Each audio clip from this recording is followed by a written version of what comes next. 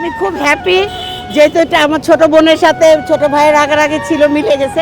খুব ভালো লাগতেছে, এত ভালো লাগতেছে। আমি আসলে শান্তি আছে, আজকের মতো শান্তি আর মনে হয় কি 1 বছরে পাই নাই।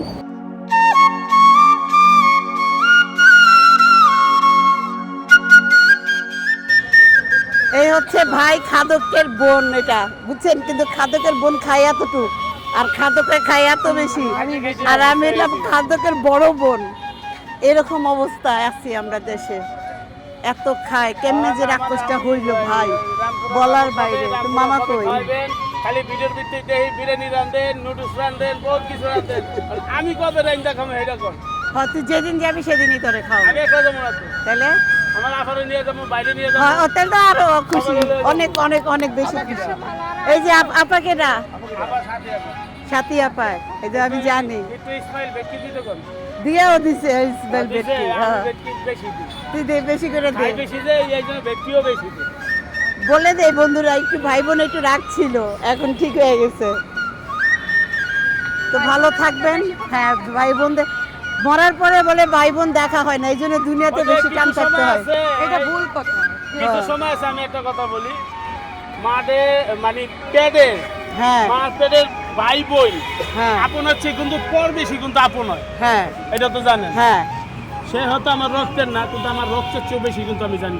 তা আমারও তো সেরকমই জানি। আমিও আপনারা জানি, ওই যে ফোন দিলে ফুরুজ করে দৌড় দিই, না কয়ে গেটের সামনে খারাই দেয়, কোন গেটটা খুলবো আর কোন সময় এতটি পান্তা ভাত খাবো। আমি পান্তা ভাত খাওয়াই বলে। আমার দান্দাই তো এটা, আমি খালি পান্তা ভাত দিচ্ছি। আচ্ছা ঠিক আছে, ভালো থাকো, সবাই ভালো থাকুক, সুস্থ থাকুক, দোয়া করি। ভাই বোনের সুন্দর মুখোমুখি হও, বোনের মাথায় হাত দিয়ে দাও। কি বলবো, আমার বড় বোন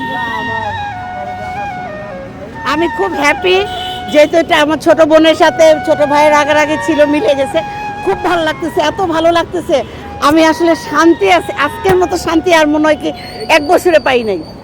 এই কাজটা কিন্তু কেউ করতে পারে না আগে পরে। আমি পারছি, এটাই এর জন্য। বুঝতে হবে, কাজল পাবে, তার কেউ না। মামুন সামনে আর আগায় যেতে পারবে। আর ও আমার ভাই।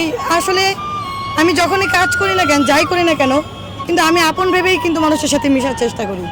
আর বাকিটা তো আল্লাহর ইচ্ছা, টিকায় রাখার মালিক আল্লাহ। জীবনে চলার পথে অনেক সময় অনেক কিছুই হয়, কিন্তু সর্বপ্রথম কি আপনি দেখবেন, বড় আঘাত পেলেও কিন্তু আঘাত মনে হয় না, ওটা ভুলে যাওয়া যায় শুধু ভালোবাসা, ক্ষেত্রে বা সম্পর্কের কারণে। কিন্তু অনেক সময় ছোট অনেক জিনিসটাও কিন্তু অনেক বড় হয়ে যায়। অভিমানটা অনেক, মানে অভিমানটা যারা যদি না বুঝে, তাহলে তখন দূরত্বটা বেশি তৈরি হয়। আর অভিমানটা যখন বোঝার চেষ্টা করে বা ভেঙে যায়, তখন কিন্তু আর কিছুই বলার থাকে না, বা সম্পর্ক ঠিক থাকে এই আর কি।